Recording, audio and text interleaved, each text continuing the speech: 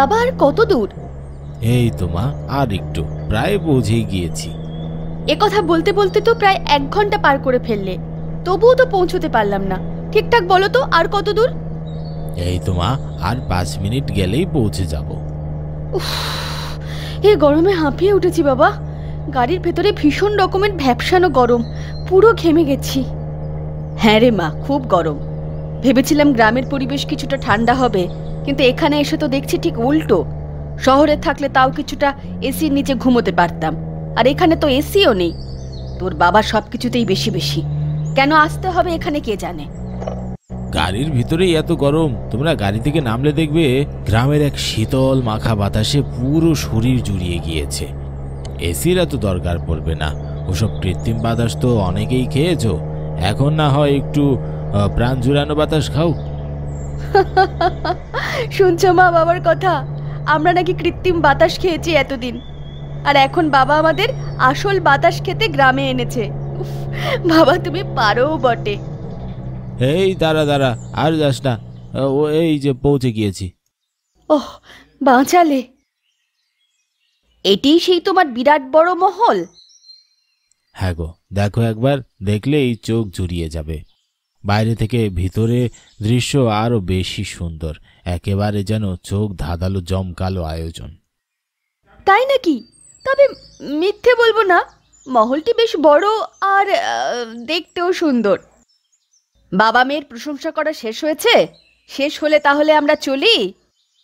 হ্যাঁ হ্যাঁ, চলো চলো। মহলের ভেতরটা না দেখলে আর কি দেখবে? বাপরে, এমন ভাবে বলছো যেন কখনো মহল চোখেই দেখিনি, এটাই প্রথম। উফ, মা আর বাবা তোমাদেরও বলি, সারাদিন কি ঝগড়া করতেই হবে? নয়তো কি তোমাদের পেটের ভাত হজম হবে না? হ্যাঁ হ্যাঁ, সব সময় তো আমারই দোষ। তোর বাবা তো একেবারে সাধু, তার তো কোনো দোষই নেই। মা রাগ করছো কেন? এটা আবার কখন বললাম? কে চাই আপনাদের? এখানে কেন এসেছেন? এ আবার কে? এর মুখ থেকে তো ভীষণ দুর্গন্ধ বেরোচ্ছে। আরে মা, দেখে বুঝছো না নেশা করা অবস্থায় আছে। মুক্ত, তুই আমার পাশে আয় তো। এই লোকটির পাশে থাকিস না। তুই এখনো নেশা করা ছাড়িসনি, তাই না? এতটাই নেশা করেছিস যে তুই আমাকে চিনতে পারছিস না। আরে কে কে তুই? তুই আমার সাথে তুই তুই তুকারি কথা করছিস কেন? চিনিস আমি কে? আমি রাম লক্ষণ চৌকিদার। একটা কথা বলে তোদের সকলের গর্দান নিব। নামটা বেশ চেনা চেনা লাগছে। তুই আমার বাবার নাম মুখে নিয়েছিস, তাও আবার অসম্মান করে নিজেকেই নামরক্ষণ চৌকিদার বলে দাবি করছিস? তোর এত বড় সাহস! আই কে কে আছিস রে? এদের সকলকে ঘাড় ধাক্কা দিয়ে বের করে দে মহলটা থেকে। কোথা থেকে উড়ে এসে জুড়ে বসেছে আমার মুখের ওপর কথা বলছে। নির্ঘাত আজকে মন মেজাজ ভালো আছে, তাই তেমন কিছু বললাম না। যত সব ফালতু কথা। এসো তো বাবা, ভেতরে যাই। আমার অনুমতি ছাড়া তোরা কেউ ভিতরে ঢুকতে পারবি না, খবরদার ঢুকবি না, নয়তো কিন্তু আমি ভালো হবে না বলে দিচ্ছি। যাস না তোরা। উফ বাবা, জল তেষ্টা পাওয়ার আর সময়ও পায় না, এই মাঝরাতেই পেতে হয়। দূর, ভালো লাগে না। কাঁচা ঘুমটাই যে ভেঙে গেল। কে কে কে কে হাঁটছে বাড়িতে? ও, ওরে বাবারে, কে কে কে আপনি? ও, আপনি এত রাতে এখানে কি করছেন? দেখছেন না আমি রান্নাঘরের দিকে যাচ্ছি। একেবারে ভূতের মতো আমার সামনে এসে দাঁড়ানোর কি আছে? অন্ধকারে তো চমকে গেছি। এখনো সময় আছে, চলে যায় এখান থেকে।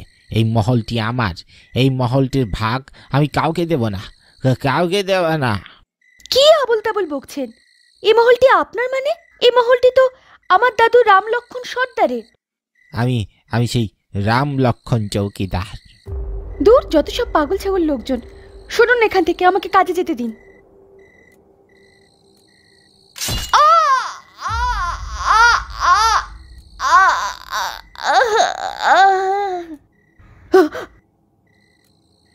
ওগো শুনছো?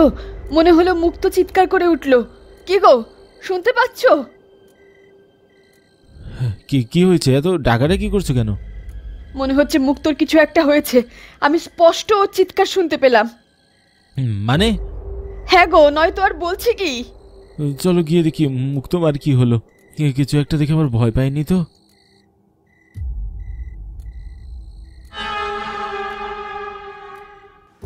কি গো, আমি কি দেখছি?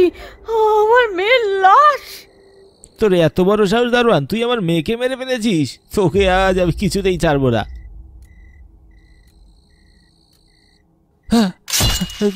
তোকে আজ আমি ছাড়বো না, তোকে ছাড়বো না দারোয়ান। হে উপরওয়ালা, এসব কি হচ্ছে আমার সাথে? তোর স্বামী সন্তান সকালেই মরেছে, এখন তুই বেঁচে থাকি আর কি করবি? তোর কোনো বাঁচার অধিকার নেই, এখন তুই যা মর।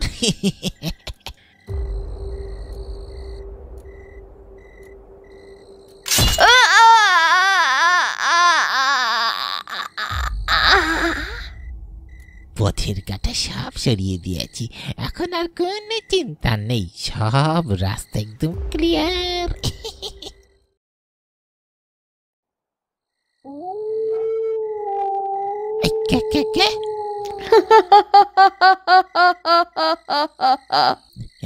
কে তুই?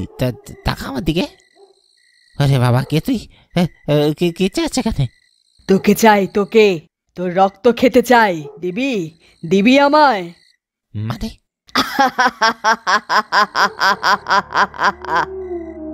কি হয়েছে রে মূর্খ, ভয় পেয়ে গেলি নাকি? তোরা কেন এসেছিস এখানে?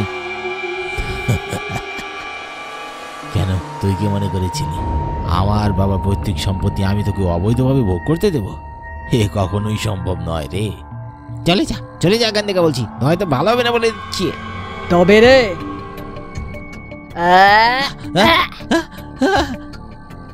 ঠিক যেভাবে তুই আমাদেরকে মেরেছিলিস, ঠিক সেভাবেই তোকে মেরে আমরা আমাদের প্রতিশোধ সম্পূর্ণ করলাম। এখন দেখ কেমন লাগে।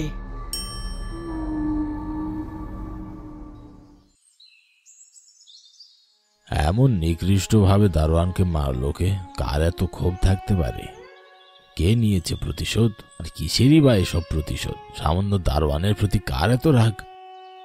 তা জানি না বাবু, তবে কিছুদিন আগে এই বাড়ির মালিকের পোলা কাশেম আর তার স্ত্রী সন্তানের লাশ পাওয়া গেছে। আর এই জায়গার দারোয়ান মনে হইতাছে এই বাড়িতে কিছু একটা আছে, তাই পরপর খুন হইতাছে। কি বলিস কি তুই?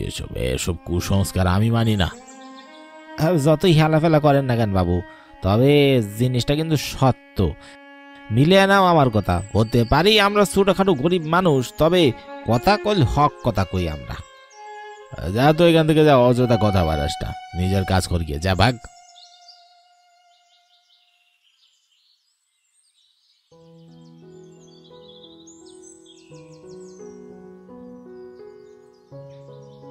ঘিরে অগ্নি, তোর এরকম পালকি কবে আসবে? আসবে, সময় হলেই আসবে। আর কিছুদিন ধৈর্য ধরো। হাসালি রে অগ্নি, আসবে বলে তো সারা জীবন আইবুড়োই রয়ে গেলি। কবে যে তোর বিয়ে কপালে লেখা আছে? তোর কপালে উপরওয়ালা বিয়ে লেখনি লিখতেই ভুলে গেছে। আমাকে নিয়ে ঠাট্টাহাসি করছো তো? করো, সময় হলে ঠিকই দেখিয়ে দেব। আমাদের গ্রামে একমাত্র তুই রয়েছিস যে এত বছর বয়সী অবধি এখনো বিয়ে করিসনি। তুই মনে হয় শেষ পাত্র এই গ্রামে। তোর কপালে মনে হয় না কোনো বিয়ে লেখা আছে। আচ্ছা ঠিক আছে, এভাবে আর ছোট করতে হবে না, আমি সবই জানি। দেখো, একদিন বেশ জমকালোভাবে বিয়ের আয়োজন করব, তাক লাকিয়ে দেবো, একদম চোখের পলকও পড়বে না। সেদিন আসবে কবে? এই তো আর কিছুদিন অপেক্ষা করো, দেখতে পাবে। ঠিক আছে। ছেলের কথা শোনো, এত বছর হয়ে গেল আইবুড়ো থেকে, বুড়ো বয়সে নাকি তাকে কেউ বিয়ে করবে? তোর কপালে বিয়ে লেখুন নেই রে। আমি তো আমার কাজ করবোই গো গ্রাম প্রধান মশাই, কিন্তু একদিন তোমাদের সকলরে পস্তাইতে হইব। সেদিন আমার নামটা তোমাকে মনে পড়ব, মিলাইয়া নিও। হইতে পারি ছোটখাটো মানুষ, কিন্তু ভেবে চিন্তে কথা বলি। দারোয়ানের এভাবে মৃত্যু, বেশ চিন্তায় পড়ে গেলাম। কার যে বদ নজর লাগলো আমাদের গ্রামের উপর কে জানে। হে সৃষ্টিকর্তা, তুমি আমার গ্রামবাসীদের বদ নজর থেকে রক্ষা করো।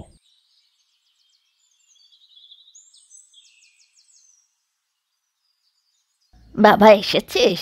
তোর অপেক্ষাতেই ছিলাম। কেন গো মা, কি হয়েছে? তোর জন্য একটা সুসংবাদ আছে। কি সুসংবাদ মা? তোর জন্য একটা সুপাত্রী এসেছে। অনেক অনেক বড় মাপের পরিবার, ভীষণ ভালো মানুষগুলো। মেয়েটাও বেশ লক্ষ্মীমন্ত। প্রথম দেখাতেই মেয়েটার মায়ায় পড়ে গেছি। এত ভালো বৌমা পাবো কখনো কল্পনাই করিনি। রূপে গুণে সব দিক থেকে একেবারে 100-তে 100। আচ্ছা, তাই নাকি? হ্যাঁ রে বাবা, আর তোকে আইবুড়ো থাকতে হবে না।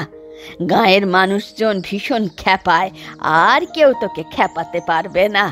সকলে এখন তোকে হিংসে করবে, হিংসে। হাসালে গো মা। আগামী 5ই বৈশাখ তোর বিয়ে, একেবারে পাকাপোক্ত করে এসেছি সবকিছু। আর কথার কোনো নড়চড় হবে না। তুই সময় মতো তৈরি থাকিস বাবা, আমার কথার যেন নড়চড় না হয়। যথাজ্ঞা মাতা।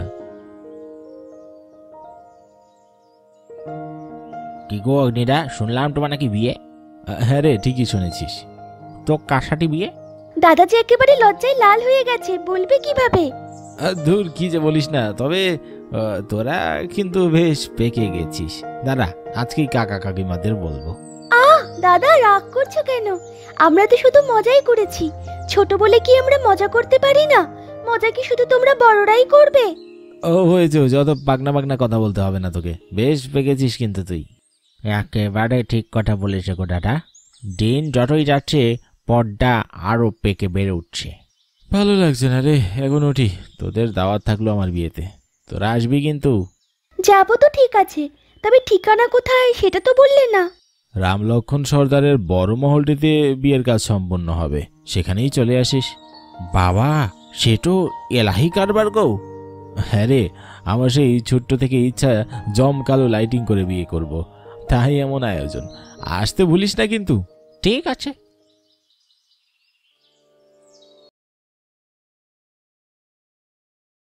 কই গো, আমাদের গ্রামের অগ্নিটা কোথায়? আজ যে তার বিয়ে, তার হুঁশ নেই নাকি? বউটা যে একা দাঁড়িয়ে আছে। হক কথা কইছো গো হরনাথ। হ্যাঁ, আবারে আমার মুখের কত্তাটা কাইরা নিছো। কে কোথায় আসিস রে? কেউ ডাক অগ্নিকে। গ্রামে নতুন বউ অপেক্ষা করছে যে। আমি যাচ্ছি, আমি গিয়ে ডেকে আনছি।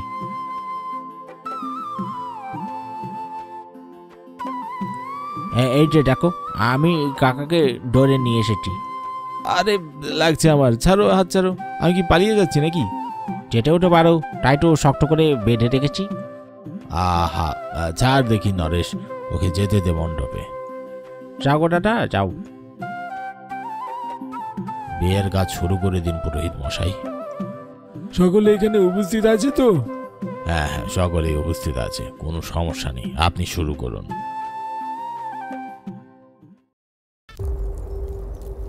কি সবকিছু এভাবে অন্ধকার হয়ে গেল কেন? কেউ আলো জ্বালান। আশ্চর্য ব্যাপার, কারো কোনো সারা শব্দ পাচ্ছে না কেন? কি হলো? কেউ নেই নাকি আশেপাশে?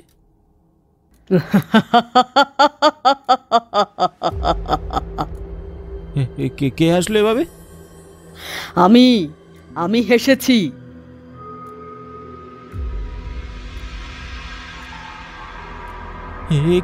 কে আপনি? কেন, এতক্ষণ তো সামনে দাঁড়িয়েছিলাম, চিনতে পারিসনি? মানে আমার সাথে যার বিয়ে হওয়ার কথা, সে কোথায়? তাকে আমি বেঁধে রেখেছি। কেন? কি করেছে সে আপনার? কেন তাকে বেঁধে রেখেছেন? আমার দাদুর বাড়িতে বিনা অনুমতিতে তোরা বিয়ে করবি, আর আমি বেঁধে রাখলেই দোষ? আপনার দাদু মানে? রামলক্ষণ সর্দার আমার দাদু ছিলেন, আর তার একমাত্র ছেলের একমাত্র সন্তান আমি, মুক্ত। কিন্তু আপনি আমার হবু স্ত্রীকে কেন বেঁধে রেখেছেন? কি চান আপনি? আমি কি চাই শুনতে চাস? আমি চাই তোরা এক্ষুনি এ বাড়ি থেকে বের হয়ে যা, নয়তো তোদের জ্যান্ত চিবিয়ে খাবো। কিন্তু এখানে যারা ছিল, আমার হবু স্ত্রীকে ছাড়া আমি কিভাবে বের হয়ে যাব? তাদেরকে আমার কাছে ফেরত দিয়ে দিন, তাহলে আমি চলে যাব। আর কোনোদিন এখানে আসবো না। বেশি কথা বলিস না, বেশি কথা আমার ভালো লাগে না। তুই বের হয়ে যা, আমি তোর স্ত্রীকে ছাড়বো না। কেন? আমার স্ত্রী আর বাকিদের না পেলে আমি এখান থেকে যাবো না, কিচ্ছুতেই না। তবে রে, তোর এত বড় সাহস, তুই আমার মুখের উপর কথা বলছিস? আজ পর্যন্ত কেউ আমার মুখের উপর কথা বলতে ভয় পায়, আর তুই বললি তোর এত বড় সাহস? বল, আর বলবি কোনোদিন? শেষ করে দেবো তোকে, শেষ করে দেবো। লাগছে আমার, ছেড়ে দিন। না, ছাড়বো না, ছাড়বো না।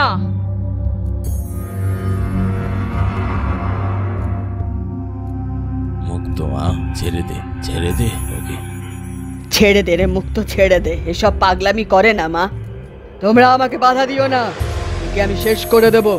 এত বড় সাহস, আমার মুখের উপর কথা। এর শাস্তি ওকে পেতেই হবে। না, তুই ছেড়ে দে। এখানে দোষ তো তোরই। তুই ওর হবু স্ত্রীকে অকারণে বেঁধে রেখেছিস। এদের তো কোনো দোষ নেই। ছেড়ে দে এদের। ছেড়ে দিন আমাকে। না না না, আমি ছাড়বো না, কিছুতেই ছাড়বো না। তুই দেখছি সোজা কথায় মানবি না, তোকে জোর করেই নিয়ে যেতে হবে।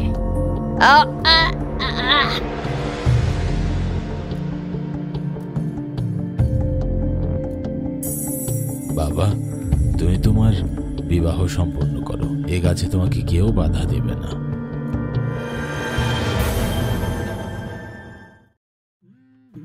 কি হলো এসব? চোখের পলকেই সব পরিবর্তন হয়ে গেল কি করে? সবই যেন কল্পনার মতো ছিল।